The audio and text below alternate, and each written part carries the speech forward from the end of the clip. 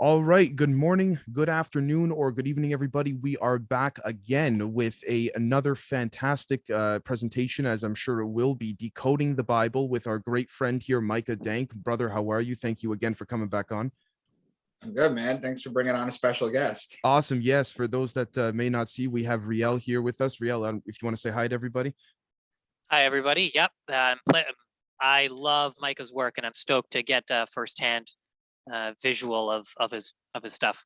Fantastic. Well, today I believe we'll be doing the book of Psalms. And Micah, you can share the screen, brother, and the floor is yours.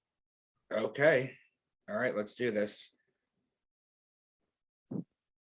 So, can I confirm that you guys could see this? Yes. What about you, Riel? Yep. You good? Okay. We're going to start with the 12 signs that I always do because I have to give you the preface so you can understand how I'm decoding this. Okay. The first sign I talk about is Aquarius. Okay. Now, the first sign in the Zodiac is actually Aries. It starts the year. However, I talk about Aquarius first because it's like January. That's the beginning of our year.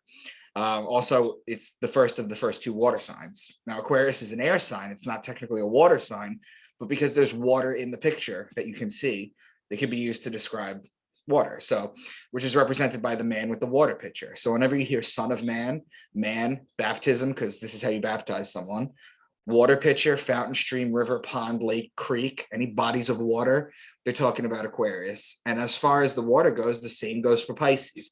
Pisces actually being a mutable water sign, it applies there too. You just have to figure out which one they're talking about, and you usually can based on cross signs and neighboring signs. Now, Aries is the ram, and in Aries you have March 21st, which is the spring equinox. It's a 12-hour day, 12-hour night. It's also the Passover, or the passing over of the sun over the equator. That's astrotheology. In Judaism, the Passover is the angel of death passing over the households, and anyone that doesn't have the lamb or the ram, Aries, the ram, the ram's blood, because the Jews are the people of Aries, anybody that doesn't have that on their doorpost, the angel kills their firstborn son.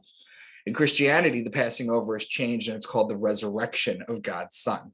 So you have three separate meanings, but at the end of it, it's all talking about astrotheology. So whenever you hear ram, lamb, shepherd, or ram's horn, they're talking about Aries.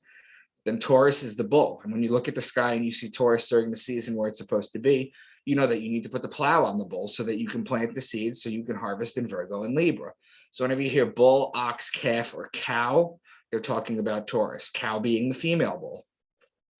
Gemini is the twins. It's a story of Castor and Pollux Troy, whose sister was Helen of Troy. It's a story of Achilles. It's another Greek story, just like Aquarius is a Greek story of Zeus and the young boy. Whenever you hear twins or brothers, they're talking about Gemini. Cancer is the crab, and it's the sideways moving creature. So just as the sun rises a degree on its axis starting on December 25th, it stops on June 21st. Then for 3 days, it rises to the same degree, hence moving sideways. And then on June 25th, it lowers a degree, and it lowers a degree every single day till it hits December 21st, the winter solstice. Then it moves sideways for 3 days. Then it comes back to life on December 25th. The crab in the ancient Egyptian times was known as the scarab. So whenever you hear crab or beetle, you're talking about Cancer. The Leo is the king. He's the lion. He's the king of the jungle. The ruling planet of Leo is actually the sun. So whenever you hear lion, lioness, or cub, you're talking about Leo. Then Virgo is the woman holding the wheat stalk.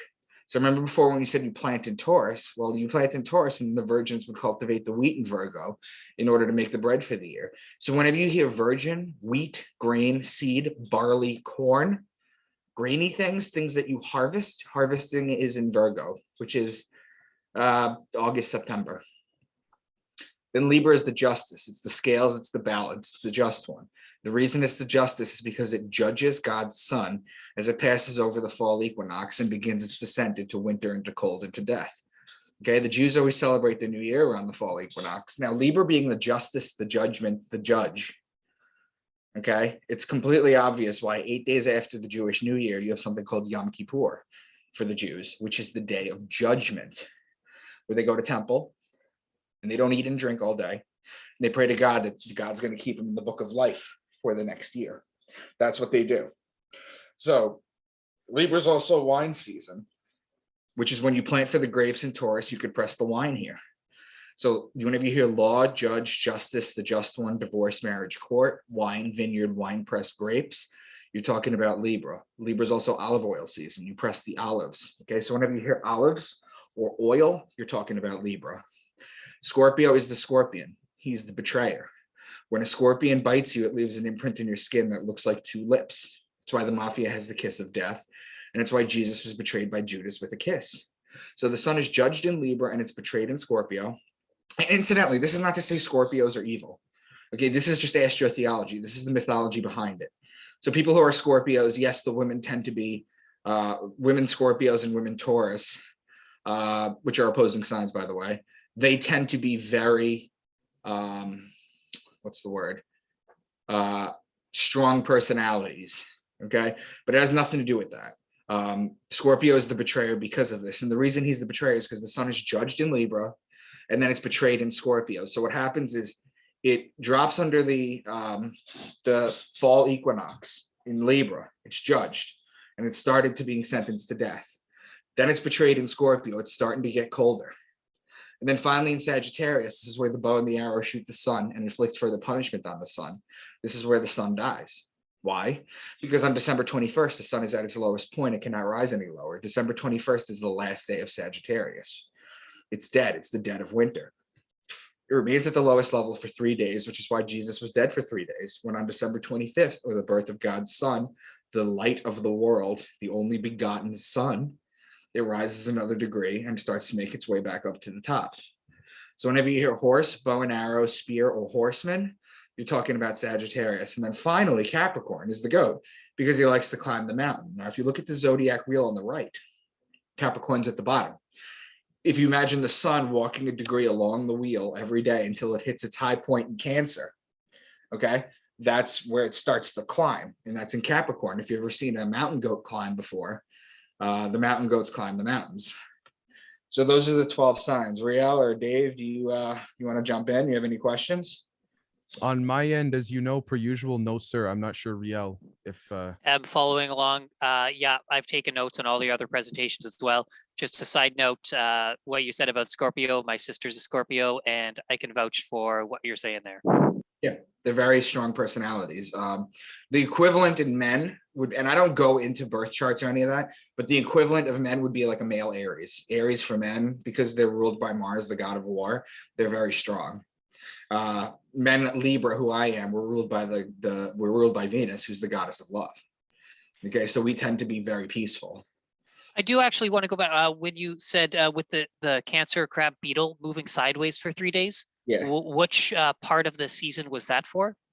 That's the summer. That's the dead of summer. Okay, right. That's the summer solstice. Gotcha. That's the longest day of the year, the shortest night of the year. Mm-hmm. And it does that for 3 days. Okay. All right. So let's just jump right into the book of Psalms. Okay. But his delight is in the law of the Lord, and in his law he meditates day and night. He will be like a tree firmly planted by streams of water, which yield its fruit in its seasons. The wicked are not so, but they are like chaff which the wind drives away. Therefore, the wicked will not stand in the judgment. Now, these are all in order. This is Psalm 1, 2, 3, 4, and 5. The law is Libra. The streams of water are Pisces. The chaff is the wheat stalk in the sign of Virgo. You know, the chaff of the wheat, right? Okay, Pisces and Virgo are opposing signs. So there's how you know they're talking about Pisces and not Aquarius when they reference the water, because it fits a pattern. And the judgment is in Libra once more. Psalm 4, but you have put gladness in my heart, more than when their grain and new wine abound. Well, the grain is Virgo and the wine is Libra. Those are connecting signs in the zodiac. So in the first two Psalms that I do, we have connecting signs and we have opposing signs. Like I told you, these are patterns that you find. Psalm 7, God is a righteous judge and a God who has indignation every day. If a man does not repent, he will sharpen his sword. He has bent his bow and made it ready. So the judge is Libra. The sword and the bow are Sagittarius with the bow and the arrow. You will see many passages with the sword and the bow together. And at one point, I just say this is the last one I'm talking about because it's just so prevalent that they connect them together. When I consider your heavens, the work of your fingers, the moon and the stars which you ordained, what is man that you take thought of him? And the son of man that you care for him? all sheep and oxen, and also the beasts of the fields, the birds of the heavens and the fish of the sea. So they're openly talking about the stars and the moon. The man and the son of man is Aquarius. The sheep are Aries, and the oxen are Taurus, and the fish of the sea are Pisces. Aries and Taurus are connecting signs. Pisces and Aries and Aquarius and Pisces are connecting signs. There's just talking patterns here. But the Lord abides forever. He has established his throne for judgment. Well, we know judgment is Libra. We know we've already established judgment, judging, and he will judge the world to righteousness. He will execute judgment for the people with equity. So this passage is just talking about Libra. For behold, the wicked bend the bow. They make ready for their arrow upon the string to shoot in the darkness in the upright heart. Well, we know the bow and the arrow is Sagittarius, the man with the bow and the arrow that shoots the sun, effectively killing it on December 21st. Now, the darkness is because it's now winter and the longest night of the year. So darkness rules. The Lord looked down from heaven upon the sons of men. Do all the workers of wickedness do not know? Who eat up my people as they eat bread and do not call upon the Lord? The sons of men are Aquarius and the bread are Virgo. Now, if you connect the Pisces Aquarius firmament and the Leo Virgo firmament, so they connect their opposing signs. So there's ways that you could bend the zodiac too. Because if you're at a firmament, it could talk about Pisces or Aquarius, or depending on what sign you use. Okay, the firmament is the dividing lines that keep one house in order from another. It's not a flat dome over an earth. That's not what the firmament is. In the Bible, it says, in Genesis, it says the firmament shows God's handiwork, and that's what it is. It keeps one sign neatly into another. He is like the lion that is eager to tear, and as a young lion lurking in hiding places. They're just talking about Leo, the lion. Psalm 18, the Lord also thundered in the heavens. He sent out his arrows and scattered them. Then the channels of water appeared. So the Hebrew word for thunder translates to voices. The ancient Jews would hear thunder and thought God was talking to them. It's the same thing that the Greeks did. The Greeks did the same exact thing with Zeus. They thought it was him with the thunderbolt. Okay. Sometimes when I talk to people, I feel like I'm in ancient Greece trying to explain to them that Zeus is a metaphor when we're talking about Jesus. You know, the arrows are Sagittarius and the channels of water are Aquarius. The fear of the Lord is clean, enduring forever. The judgments of the Lord are true. They are righteous altogether. They are more desirable than gold, yes, than much fine gold. Sweeter also than honey in the drippings of the honeycomb. So the judgment is Libra. We can keep going over this over and over again. The gold is the sun, which is sweeter than honey. In the sign Cancer, there's a group of stars called the beehive cluster, which is where the honey comes from. For you will make them turn their back. You will aim with your bowstrings at their faces. Bowstrings, Sagittarius with the bow and the arrow. You gotta wonder why they're only talking about the same exact animals over and over and over again. Why they're only talking about a sword or a bow over and over again. There's plenty of a rock.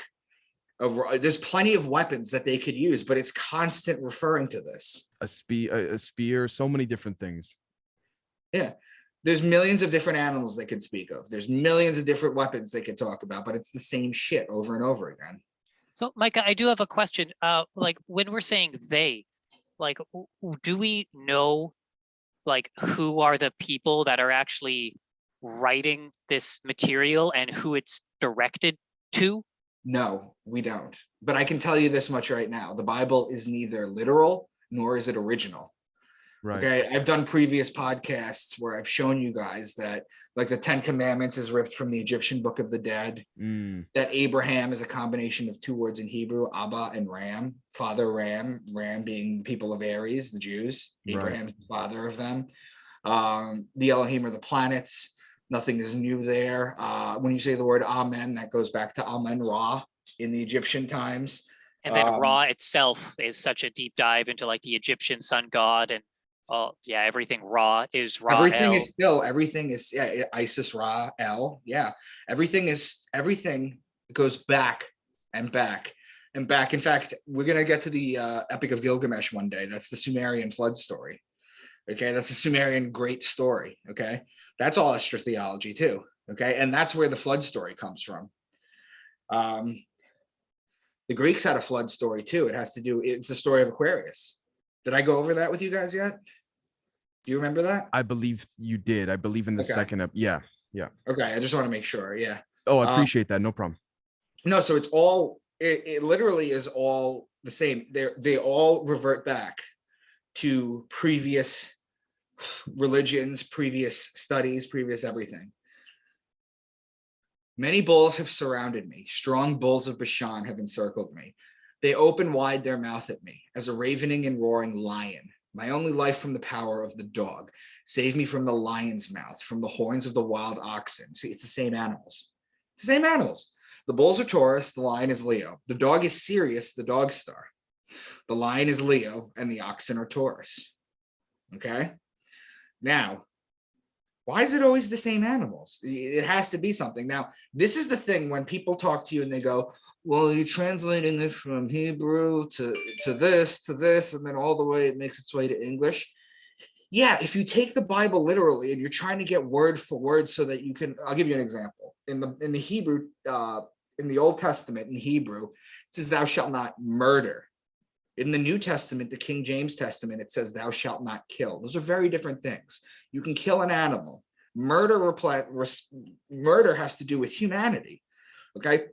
So when you're talking about a perfect translation so that you can get to the root and heart of things, that would apply if you're talking about literal translations so that you can literally take it as literal translation as the word of God.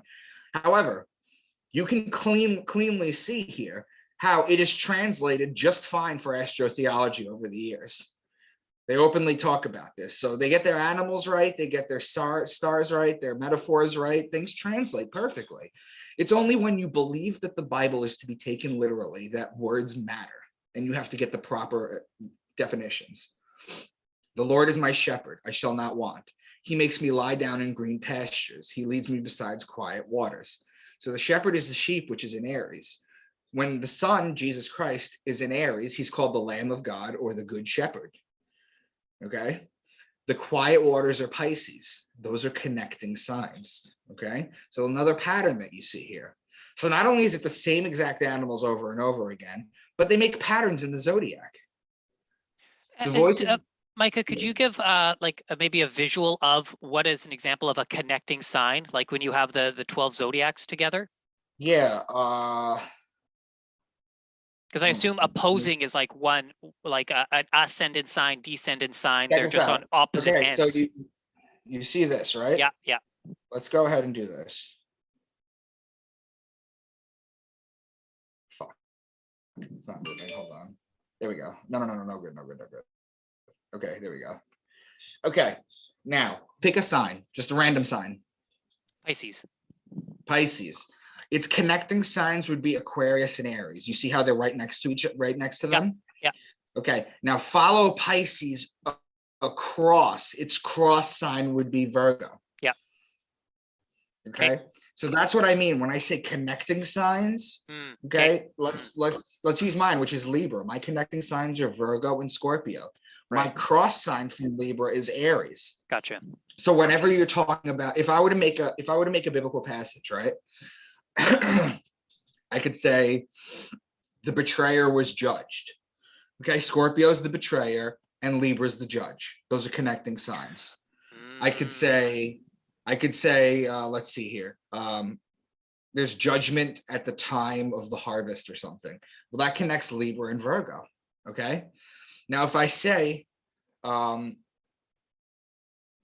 judgment of the shepherd or something, that's Libra and Aries. Also, you could take it a little further because there's things like ruling planets and connecting signs and stuff. If I were to say they were separated between war and love, okay, that would be Venus Libra. and Aries. Exactly. Venus is Libra's ruling planet, and Aries' ruling planet is Mars, the god of war.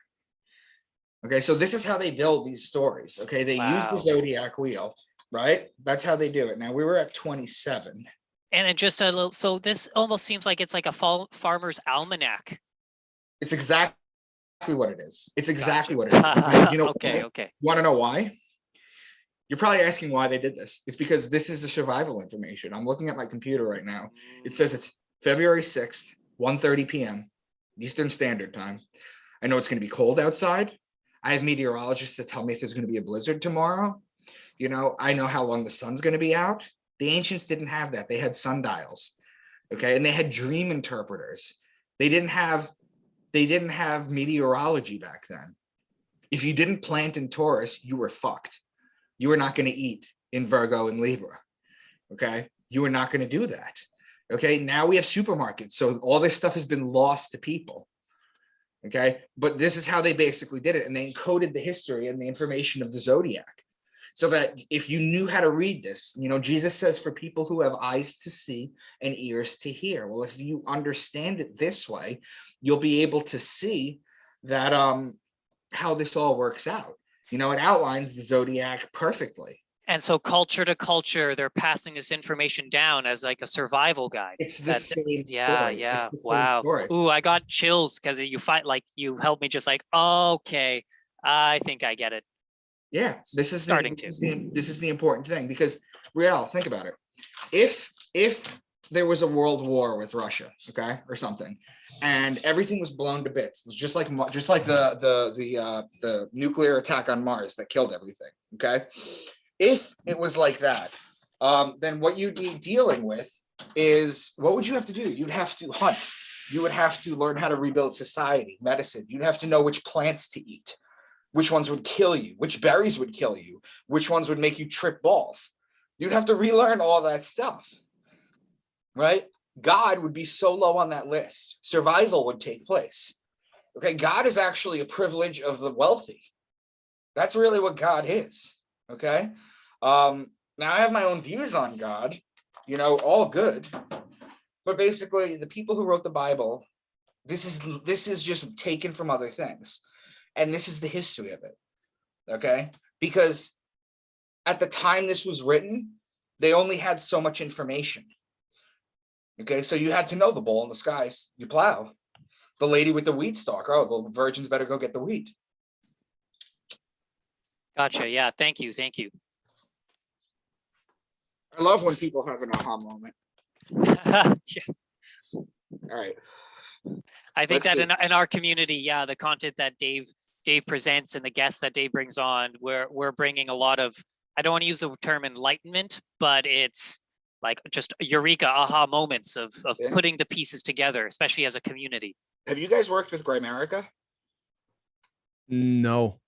I've listened to them, but I haven't worked with them, no. They're Canada too. I'd be open to it. Yeah. I'll see if I can hook you guys up. So Psalm 29, the voice of the Lord is upon the waters. So we know right there it's a water sign. And I use water sign loosely. Please do not put in the chat comments that I'm calling Aquarius a water sign. We've been over this already. So the glory of God thunders. The Lord is over many waters. He makes Lebanon skip like a calf and Syrian like a wild ox. Again, it's the same animals. It's the same animals. The waters are Aquarius and Pisces. The Lord is over many waters. There's more than one. Pisces and Aquarius both represent water. Now the calf are the wild ox and Taurus is the bull. Draw also the spear and the battle axe to meet those who pursue me. Let them be like chaff before the wind. I went about as though it were my friend or brother. Rescue my souls from their ravages, my only life from the lions. The spear is Sagittarius with the bow and the arrow. The chaff is Virgo, the wheat stalk. Okay, I think everybody knows that the wheat has chaff on it. The brother is Gemini, the brothers, and the lion is Leo. Your righteousness is like the mountains of God. Your judgments are like a great deep. They drink their fill of the abundance of your house, and you give them to drink of the river of your delights. For with you is the fountain of life. In your light we see light. Judgment is Libra. The river is Pisces, fish in the water.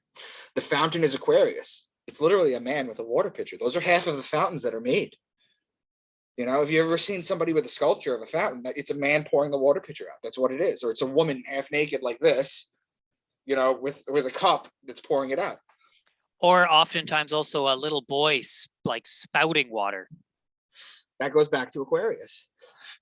That goes back to the story of the 14-year-old boy who was brought up to heaven by Zeus, who fed the gods with ambrosia, got fed up with it, poured it over the side of heaven, and flooded the earth. Now the fountain is Aquarius. Those are connecting signs. The light is the lights of the stars. The wicked have drawn their sword and bent the bow. Again, the example of the sword and the bow. Their sword will enter their own heart and their bows will be broken. That's just Sagittarius. Gird your sword on your thigh, O mighty one, in your splendor and your majesty. Your arrows are sharp. The people fall under you. Your arrows are in the heart of the king's enemies. Again, the sword and the arrows. Both mean Sagittarius, so does the spear. No man can by any means redeem his brother. Brothers are Gemini. And the heavens declare his righteousness, for God himself is a judge. I shall take no young bull out of your house, nor male goats out of your fold. Again, the same animals. Shall I eat the flesh of bulls or drink the blood of male goats? The judge is Libra, the bull is Taurus, the goats are Capricorn. Sorry, was there a slide a couple slides ago that mentioned ambrosia? No. I was just retelling a story. Oh, okay. Got you. Okay. I was just retelling the story of Aquarius that I previously told. I just kind of summed it up real quick. Okay, because I just wanted to bring up very quickly, Riel brought this up to me for the audience listening. Banco Ambrosia is the name of that bank that was under extreme scandal and investigations and all that pertaining to the mob, money laundering, and basically a handful of very shady, chronovisor investments and all of that. Just wanted to put that in there, but please carry on. They all are. HSBC ran drug money for the Afghans. They're all Chase Bank manipulated the value of silver. It's just amazing that the name that they specifically chose the name of their bank, Ambrosia. Right. Well, it goes without purpose. It goes without saying. Now, Riel, the Egyptians were the people of Taurus. You could see plenty of bulls with the sun between their horns to show you they worship the bull in Taurus. The Jews are the people of Aries, the ram. That's why they blow the ram's horn during the high holidays. Okay, both the Egyptians and the Jews started to fade after their time. Okay, the Christians are the people of Pisces, the two fish. That's why Jesus feeds the masses with the two fish.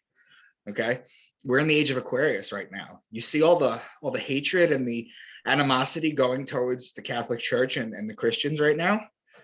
Okay, it's being done on purpose because their time is up.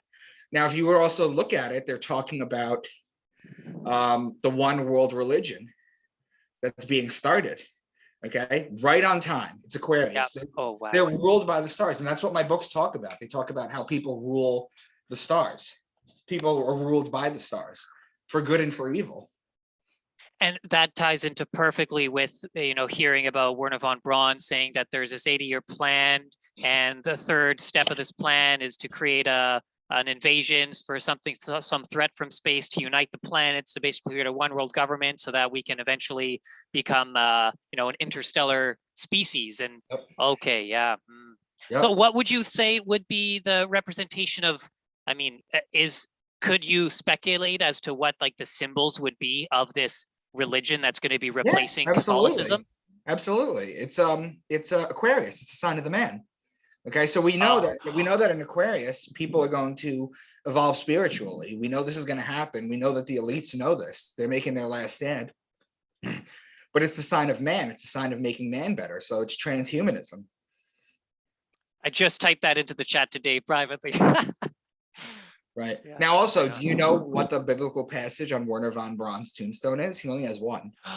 It's I have seen it. It's from Psalms, isn't it? 19:1. I forget if it's Psalms. He talks about the firmament. Yeah. And it's like, what? Yeah, exactly. Oh, when you the first time I listened to your presentation, when you explained that the firmament in your work is the dividing line between right. Astrological signs, that was another light bulb. It's like, oh, that makes sense, because I have explored so many different cosmologies and thinking, oh, there's a dome in front of, like, on top of us, like maybe, but what you're saying makes like the most sense. There's no dome. There's no dome. There's no dome. There's no dome. His words were softer than oil, yet they were drawn swords. Oil is Libra, remember? The olives. Olives, you press olives in Libra. The swords are Sagittarius. My soul is among lions. That's Leo. I must lie among those who breathe forth fire. The fire is the sun. Even the sons of men are Aquarius, whose teeth are spears, the spears and arrows, and their tongue a sharp sword. Those are all Sagittarius. Oh, incidentally, Leo and Aquarius are opposing signs. I didn't write that in there, but I just noticed. They have venom like the venom of a serpent. O God, shatter their teeth in their mouth, break out the fangs of the young lions, O Lord. Let them flow away like water that runs off. When he aims his arrows, let them be as headless shafts. The serpent is Ophiuchus, the serpent bearer. Now, Ophiuchus being the 13th sign, that's in sidereal astrology, and I believe Vedic astrology too. That is not what these books were written. What I teach is something called tropical astrology, which is just the 12 signs. When you add Ophiuchus as the 13th sign, now in Ptolemy's constellations, 48 constellations that he wrote in 150 AD, where he named the constellations they knew. We know there's 88 now, but they knew of 48 back then. Ophiuchus was one of them. Okay, but it wasn't the 13th sign. When you add Ophiuchus as the 13th sign, it shortens Scorpio to 6 days, makes Virgo a month and a half. The cross that you make when you connect the solstices and the equinox doesn't go there, and most of this stuff doesn't attach too. Most of these patterns, okay, don't work with sidereal astrology, okay? Even though they knew about it back then, this was all done with tropical astrology, so I feel like I have to get that out there. Now, the serpent is Ophiuchus, the serpent bearer, and the lions are Leo. The water that runs off is Aquarius, and the arrows are Sagittarius with the bow and the arrow. Now, Aquarius and Leo, again, are opposing signs. Psalm 60. You have given us wine to drink that makes us stagger. Wine is in Libra. 65. And so Ophiuchus is symbolically is the serpent. It's the serpent bearer. It's a man holding a serpent in a Serpent bottle. bearer. Okay, now do you think that that could relate to like the Garden of Eden with the serpent giving the Possible. Like, it's okay. possible. It's possible they could have done that. But there's another serpent too. It's called the constellation Hydra, which is the sea serpent. So you have to kind of differentiate things. There's two eagles too. Scorpio evolves into the eagle in astrology. Okay, but there's also an eagle star called Aquila, or a constellation, which means eagle. Okay, so you visit the earth, cause it to overflow. You greatly enrich it. The stream of God is full of water. You prepare their grain for this. You prepare the earth. I didn't write anything here, but the stream of God is full of water. That's Aquarius.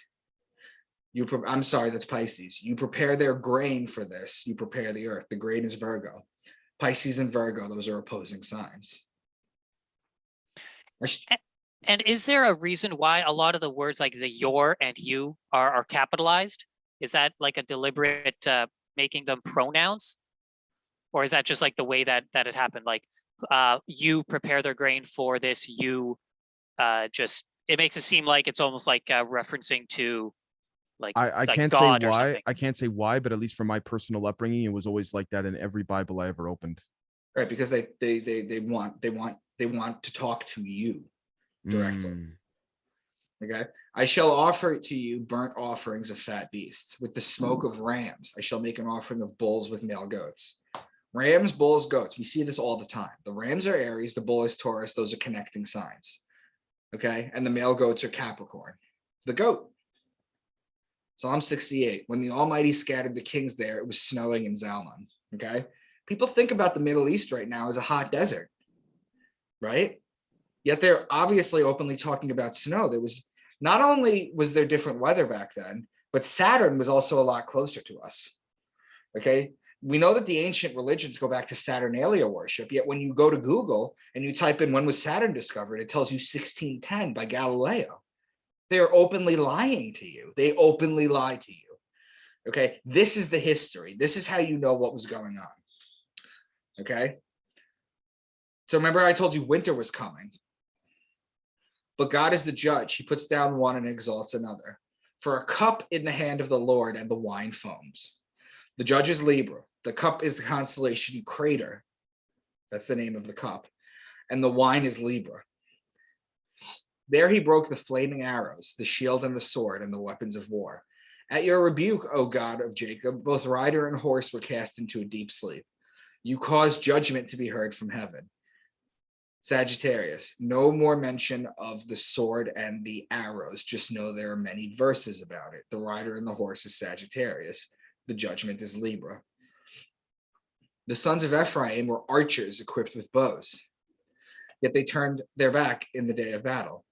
They did not keep the covenant of God and refused to walk in his law. So the bow and arrow is Sagittarius, the law is Libra. He rained down manna upon them to eat and gave them food from heaven. Man did eat the bread of angels. So the bread is Virgo. So the word manna means what's this? They would point to it on the ground. And you see this little white round thing on the ground. Okay. They would say, what's this? Manna. So they'd pick it up, they'd eat it, and they'd be able to talk to God. They're talking about being fed with hallucinogens. These are hallucinogenic mushrooms. This is what they're talking about. The burning bush, it's a hallucinogenic trip. They're constantly talking about hallucinogens in here. So potentially when Moses received the 10 commandments from God, he was tripping. Well, have you heard me talk about the 10 commandments real quick? I'm sure that if it was in any of the first 2 videos, then yes, but please refresh us. The 10 commandments, okay? Go back to the Egyptian Book of the Dead, chapter 125. You could literally look it up. Okay, I gave you 3 examples, but you can literally look it up. They're there. Okay, Moses goes to the top to get the 10 commandments. When he comes down, what does he see them worshiping?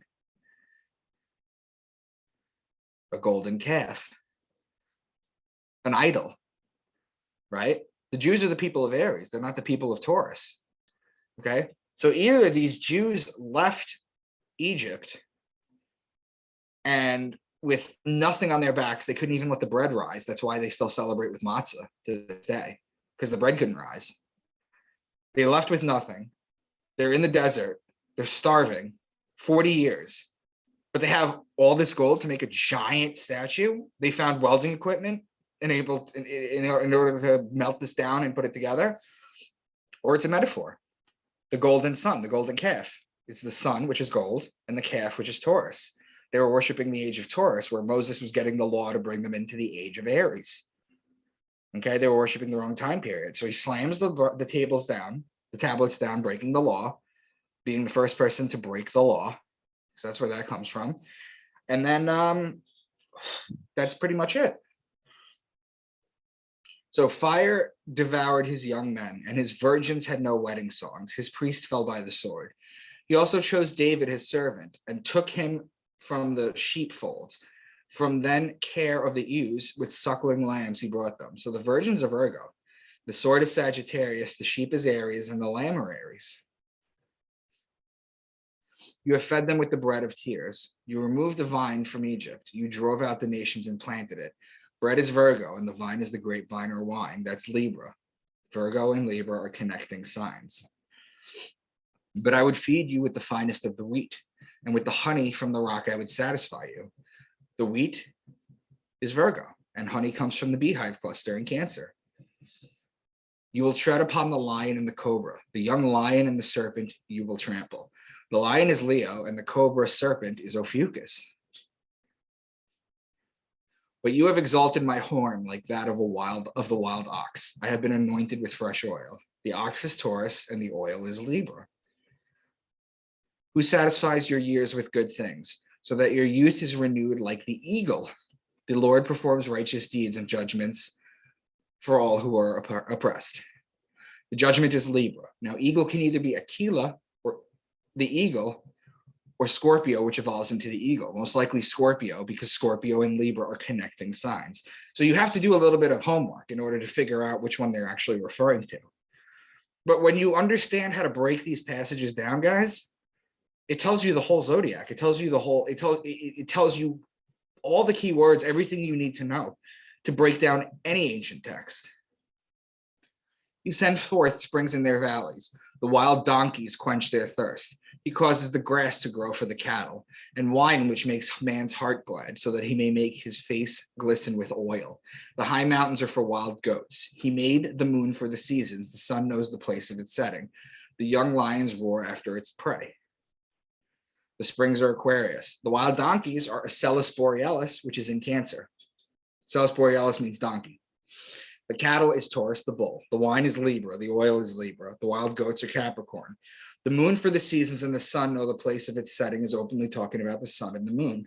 The lions roar after their prey, or Leo. You see how many signs are in this one passage? I mean, how can you read it any other way? like I've said, once you see it, you can't unsee it. At least that's just my personal view. But yeah, absolutely. Psalm 107, and sow fields and plant vineyards and gather a fruitful harvest.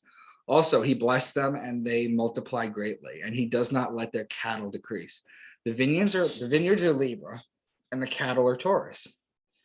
But he clothed himself with cursing as with his garment, and it entered into his body like water and like oil into his bones. Well, the water is Aquarius, and the oil is Libra.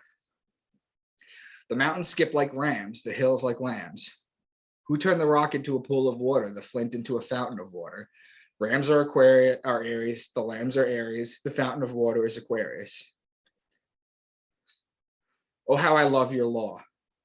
Okay, so up here, it's not, Psalm 113 was the previous one. Up here, it's Mem, okay? It's the Hebrew alphabet. So the Hebrew alphabet is Aleph, Bet, Gimel, Dalet, Hey, Vav, Zayin, Chet, Tet, Yud, Kaf, Lamed, Mem, there's Mem, Nun, Samach, Ayin, Pei, Tzadik, Kuf, Resh, Shin, Taf. So that's the Hebrew alphabet, okay? This one is Mem, which translates to M. So, oh, how I love your law. How sweet are your words, to my taste. Yes, sweeter than honey to my mouth. Libra is law, and honey is the beehive cluster. So it's the English alphabet, or in Latin, it would be alpha beta, or in Hebrew, it would be aleph bet. It's the same thing. It's just in different, it's AB. It's just in different, so it is vain for you to rise up early, to retire late, to eat the bread of pained labors, like arrows in the hand of a warrior. How blessed is the man whose quiver is full of them. So the bread is Virgo, the Aries and quiver are Sagittarius. Psalm 144, send out your arrows and confuse them. Rescue me and deliver me out of the great waters. Who gives salvation to kings? Who rescues David and his servant from the evil sword? Let our cattle bear without mishaps and without loss. Without your loss. So arrows are Sagittarius, the great waters are Aquarius and Pisces, the sword is Sagittarius, and the cattle is Taurus. He gives to the beast its food, and to the young ravens which cry. He does not, finally a new animal, okay? He does not delight in the strength of the horse. He does not take pleasure in the legs of a man. He makes peace in your borders. He satisfies you with the finest of the wheat. He gives snow like wool. The ravens are the constellation Corvus, which means raven. The horse is Sagittarius. The man is Aquarius. The wheat is Virgo, and the wool from the sheep is Aries. That's the book of Psalms, guys. Wow. Well, that was incredible. Thank you. Riel, did you have any questions? Well, that presentation is amazing. Like I said, that there was a few epiphany moments for me. Really interesting. It's so cool to see these terms. One thing that was mentioned early on is Leviathan. Leviathan. So just before you explain what Leviathan means, Dave, that is the last name of the wife of Avi Loeb, who had a prearranged marriage to her. And Avi Loeb's real name is Abraham Loeb, who is from descendants of the Solomon Loeb and David Loeb. So it's amazing to see all of these names presented here in this biblical text be the same lineage. Oh my gosh. So why would her last name be Leviathan? What does that mean? I don't know why her last name would be Leviathan, but when they talk about Leviathan in the book of Job, he says, can you catch Leviathan with a fish hook? Or can you reel him in with a fish hook? Leviathan is the fish god. It goes back to Mithra. Because Leviathan's a fish. It goes back to Mithra. It goes back to Dagon. Okay, you see the Pope wearing the mitre? Yeah. You ever turn it sideways? It looks like a fish head. It's got an eye on it and everything too. Yes. Okay. Leviathan is just Pisces, the fish. Oh my gosh. This is, Micah, I cannot thank you enough, because I can tell you right now, as our audience will be listening to this, this is going to be like a holy cow moment for a fair amount of them. Man, your work is doing wonders in ways that I would say you don't know, but I'm sure you can probably figure out by now. We've been in a good way taking your work that you've presented so graciously to us and have been incorporating it, and even in the recent public episode I just put out, incorporating some of what you've said as well. I mean, please, listen, I'm not the bearer of this information. Like, I'm just some dude that figured some stuff out. but you know what, I've man, if a bunch of dudes and a bunch of gals figure some stuff out and we all come together, it makes for something. 100%, 100%. I mean, I'll tell you this early on. The first thing I did was the book of Matthew, and you recently put that episode up. Right.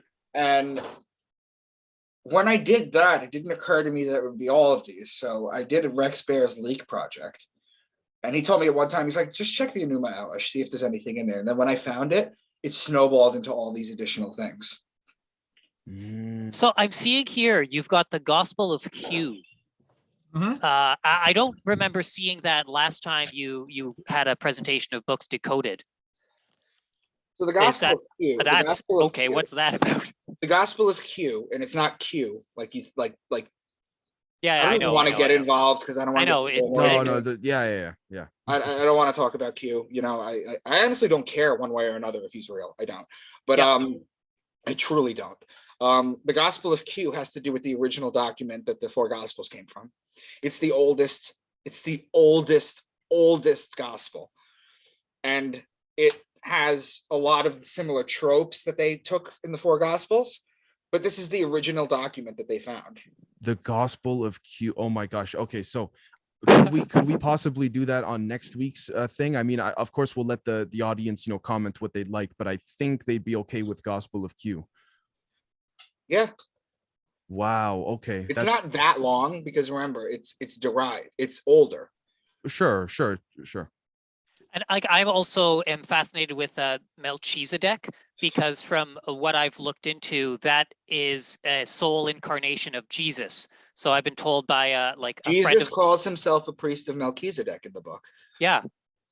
And so and Dronvelo Melchizedek, and when you get into the pretty far out there ideas of intergalactic species and incarnations, Melchizedeks are apparently a whole lineage. Well, Dronvelo Melchizedek in his book, The Flower of Life, that's who you're talking about, right? Mm-hmm. Yeah, he doesn't really say anything that's unknown. He talks about the Anunnaki and mining gold. It's nothing crazy. He just goes deep into sacred geometry. Mm-hmm. And then before we wrap up, I was wondering, because the mention of angels was earlier on, and are the angels represented symbolically in all of this as well? I haven't gotten there. I'm not, I'm the first person to say if I don't know something, I don't know it. Okay. I honestly have no clue. I think they're beings from higher dimensions. Mm-hmm. Okay. I do wonder if you read Isaiah 45:7. It says, I, the Lord, create the light and the darkness. I create good, I create evil. I, the Lord, do all these things. If you take that and you apply it to the idea that there's benevolent beings and there's peaceful beings, it just depends. I do think that there are things looking out for us. Because I do wonder if you are familiar with Pierre Sabac. Mm-mm. Okay, so that's that. I'm glad that you actually don't know, because he is somebody that is exploring the etymology and the polyglottal symbolism of all of these ancient texts and texts and cultures, and he is explaining who the angels are. And separately, I would love if we could get into his work, and I've actually been in touch with him about him coming onto the show in the spring, and it complements your work fantastically well. Okay, so let me leave this up one more second. So guys, hold on. Okay, so these are the rest. Okay, and we haven't done any that are not biblically related. So maybe to wrap up the biblical stuff, we do Gospel of Q and then head into the non-biblical stuff. according to whatever I'm gonna leave it the up to you fans guys. want. Listen, I've got PowerPoints on all this stuff. Mm. I'll leave it up to you guys. You want to leave it up to the fans? You want to leave it up to the Patreons? You want to leave it up? You guys are curious. Whatever you guys want to do, I'm game for the next one. That's super appreciated, man. Yeah, let's give it like usual a day or two. I'm gonna go with the Gospel of Q and a couple other things, but again, let's see what the patrons say, because this will go on Patreon first. Right. Before going public. But yeah, I cannot thank you again, man. Riel, is there anything you wanted to say, or Let me just go through these real quick. Of course, Hold on. yeah, This of course. is in my book series that I talk about. Aside from the fact that I talk about how astrology rules everything, okay? I talk about these topics: gematria, etymology, numerology, astronomy, astrology, astrotheology, out-of-body experiences, the Akashic records, symbology, remote viewing, religious secrets, capstones of the pyramids, mystery school channelers, near-death experiences, DMT monitoring, lucid dreaming, acoustic levitation, physics and quantum physics, psychotherapy, psychology, psychiatry too, spiritual guides and shared dreaming, and crystal technology, conspiracies that not many people know about, corruption and secret societies. Now this is my first book in the series. I've had so many of you already reach out to me to get the book series. Just keep it coming, guys. Just keep reaching out to me. Get the signed book series. Riel and Dave are going to do that very shortly. Right after this, actually. And if you want to reach out to me, into the rabbit hole series at gmail.com. And Dave, what do I always like to end on? Oh man, let me see if I can remember it. A little quiz. Let me quiz myself here. It's not that we're it's on the screen. You want to read it? Fair, sure. Micah's point once again is not that those ancient people told literal stories and we're now smart enough to take them symbolically, but that they told them symbolically and we are now dumb enough to take them literally. There we go. I have the concept in my head, but I can't remember the exact words. So drill that into your head because it's fact. Told literal stories and now we're smart enough to take them symbolically, but that they told them symbolically and we're now dumb enough to take them literally. Yeah. Yep, that's incredible. Let me just check one thing real quick. I just stay on with me, guys, for 2 seconds. I just want to check to see how long Q is. Sure, no problem. If we have to maybe like combine it with something. All right, Q is. I'll keep it recording for the audience so they can get an idea. That's fine. Q is 26 slides, so it's about half an hour's worth. Cool. We could probably do, let me see, Thomas, Mary, Magdalene, Melchizedek. Let me just check this one, because I know some of mine are smaller because they didn't have a lot. I guess while you're doing this, I do have a question about, are there animals and things that are mentioned in these texts that just don't have like the metaphorical symbology? Or are the only things mentioned in these texts? I haven't found. Real, did you know that there's not one single mention? Now, you know how cats are revered in ancient Egyptians, right? Yeah, Mhm. yeah. Revered. Mhm. There's not one mention of cat in the Bible. But there is of a lion. Big cats, for sure. Right. Interesting. Like they mentioned the leopard too. And you're like, the leopard? You know, there's a constellation called Camelopardalis, which is a combination of two words. Camelos, which means camel, and Pardalis. Pardalis means leopard. The camel leopard. In fact, the giraffe used to be called the camel leopard. I've heard that, yeah.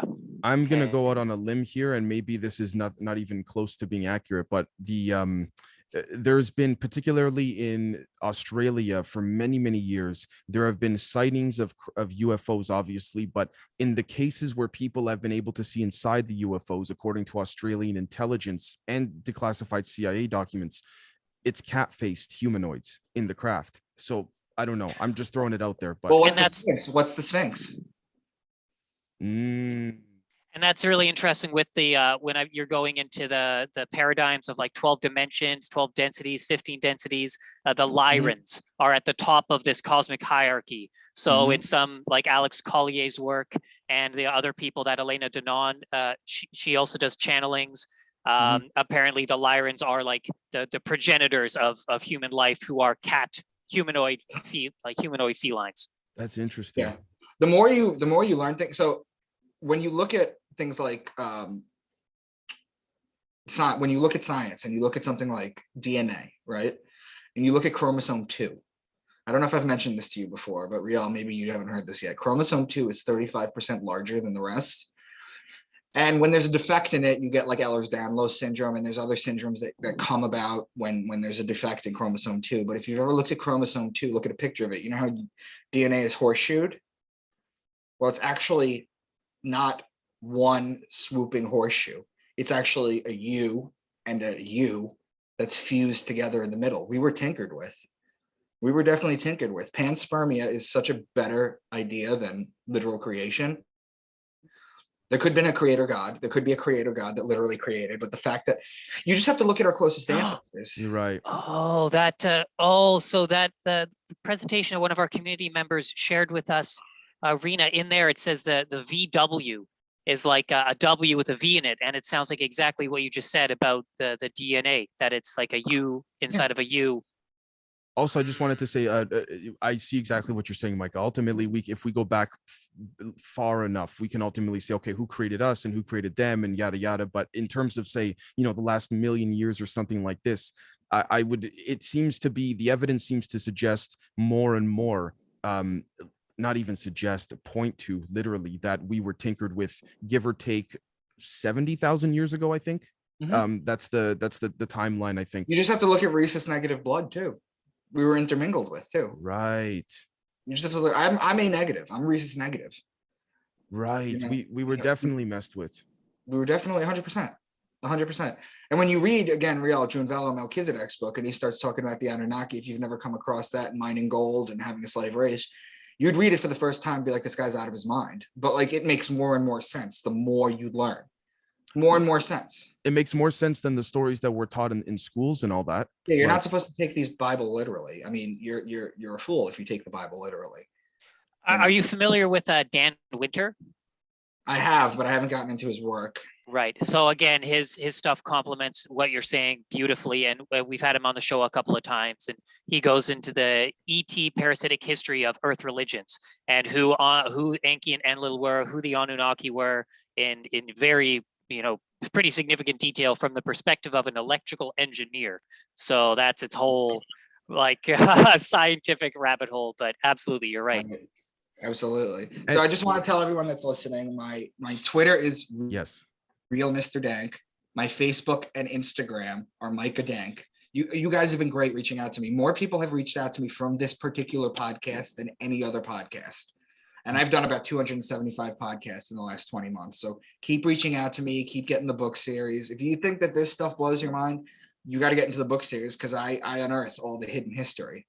Now, I just got one question, ET related to you guys, that I've been meaning to ask you, Dave. Please. What did you, because that's not really my wheelhouse. What did you think of the movie Arrival? Oh, I think there's a lot of key elements in there that are that are true. From the craft, to their languages, there's the symbolism. I thought the way that they've learned to communicate was so on point with how you would learn to communicate with someone else. Yes. Yep. And by the way, I cannot thank you for asking that, because it's so crazy you say that, because just in the last couple of weeks, I've been speaking with some people who have been saying that, okay, again, take this as you will, everybody, but their sources have told them that the film Arrival is one of the most accurate with respects to, actually, apparently the screenwriters, the script writers from Hollywood got the concept of the language fed to them from the CIA. This is rumored, not confirmed, but their symbols, the way the craft arrived, the way they perceive time, all of that there, and the way of establishing communication between humans and them, apparently it is very accurate to multiple species, and that's actually a way in which it's happened in real life in the past. Yeah, it's a fantastic movie. Interesting. What do you guys think of Corey Gold? Oh, this is interesting. Actually, if you want to know the truth, man, I think this would be a great conversation for our Zoom call tonight. You think? Our friends ask you some stuff, you ask us our takes on some stuff.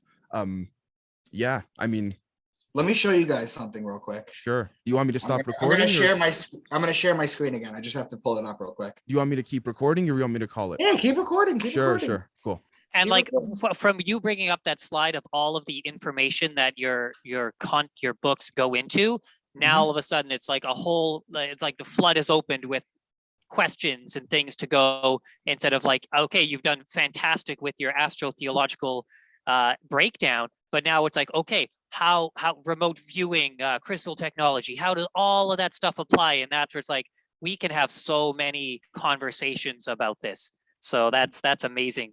And I did want to say, with The Arrival, in my life, actually, I watched the movie at the same time that I had discovered Generation Z, when Oh, Dave had just done an episode about odors, alien body odors of extraterrestrials. And in that movie, there's a segment of this odor, or like yes. the screen. And so my roommate at the time was just like, whoa, he watched an episode of Generation Z with me, and he was like, what how, that's in the movie The Arrival, have you not seen it? And I was like, I've never heard of it. So he's like, buddy, we have to watch it because this guy's talking exactly about what's in the movie. Yeah. And then that's when I reached out to you, Dave, actually. Oh, wow. So what a Oh, what a yes. question, This, Mike. yeah, sure. If you want to show to our audience, I think you showed me this off the record one time, but This is Corey Good. So variant Omicron. Omicron Draconis is Draco the dragon that they talk about in Revelation. Omicron Draconis, Draco the dragon. Its tail starts in Sagittarius. Omicron variety was first announced in Sagittarius. What happens at the end of Sagittarius, December 21st, the day of death? You have to ask why they always crash the stock markets in Libra. Why was the only dog to die during 9/11 named Sirius? It's in the stars, people. It's what I teach about. It somehow got to Corey Good. And then he freaking reposted it. So I emailed him. And I was like, what do you think of, you reposted my stuff, can I show you some of my work? And he was like, yeah, what are you interested in? I sent him a video and I was like, I would like to talk about this. I appreciate it if you can watch it. Never got back to me. So I don't know how I feel about him, but he did. My shit reached, one of my fans actually tagged me in his Facebook. And I was like, why? And then I scrolled up and I was like, oh, it made it to him. So I just wanted to show that. wow. Oh my gosh. Because I know a lot of people that think like Corey Good and David Wilcock are shills. There's conflicting opinions, and I have to say, within our community, I'm actually proud to say that we don't seem to throw them all into one bucket, so to speak. We'll say, for example, okay, Wilcock will say certain things, and we don't try and take them at face value. What we try and do is look at everything in context, right? Because maybe they're saying one thing that ends up being true and then something else not so much. So again, I've been guilty of that myself. So I mean, we approach it in that way. So but then when Wilcock comes out and he talks about the architect in Matrix 4 being him. Oh, that I don't know about. That's when I start to get I think he's flying too close to the sun. That's what a lot of people have said lately. It's gotten to his, actually, it's funny you say that, because people in our community have even said it's gotten to his head. So, but anyways, thank you so much. Did you want to say one more time where they and how everybody could find you? Sure. Twitter at Real Mr. Dank, spell out Mr. Instagram and Facebook, Micah Dank.